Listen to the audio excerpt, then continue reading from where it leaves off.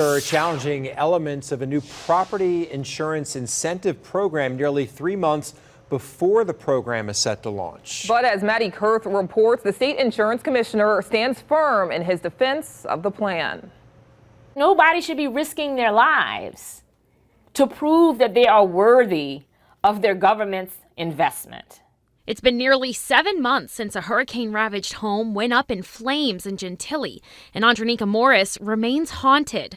73-year-old Farrelly Simpson had been living in and out of the home without power for 2 years, trying to renovate after Hurricane Zeta. Simpson died in the house fire, trapped by a locked porch gate. It's the cautionary tale that comes to Morris's mind when she thinks about Louisiana's new home hardening incentive program starting this fall. We're getting to the place where we can't actually live in Louisiana. Louisianians can't afford to be here. And it is incumbent on our public officials to really grapple with that. State lawmakers last year created the Fortify Homes program, which offers grants to homeowners as incentive to repair hurricane-damaged roofs and rebuild properties to the latest building code standards. The homeowners insurance market is in a state of crisis. And it's not only for South Louisiana, it's not only the parishes below I-10, it's affecting our entire state. Representative Matthew Willard authored legislation in this year's session that complements the Fortify Homes program, forcing insurance companies to give policy discounts to those who meet the code's standards. Louisiana Insurance Commissioner Jim Donnellan says the program was modeled after the success of Alabama's similar incentive program.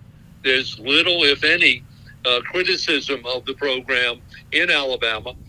They herald it as a great success. And this seemed like the perfect first step. Morris questions the equity of the program. The grants will be awarded on a first-come, first-served basis, and Morris worries low-income households won't be able to afford the repairs if their grant applications aren't prioritized. And we copied it down wrong, like, the dumb kid in class copying off the smart kid and getting the answers wrong.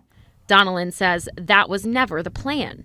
Alabama, like our version, does not envision a means testing for the program.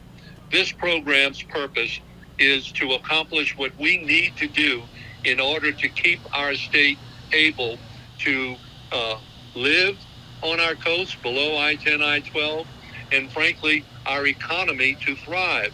State Representative Richard Nelson says the plan will need revisions to remain sustainable. How many houses are in Louisiana? And we're talking about, $30 million at $10,000 a roof. It's, 3,000 roofs or something like that, right? So, I'm from Mandeville. That's maybe like half of Mandeville. So, at the end of the day, it's not going to address the wider crisis here.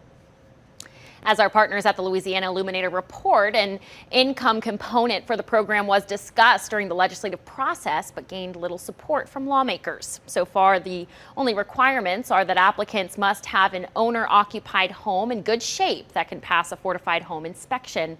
Applications are set to open October 1st. Lauren?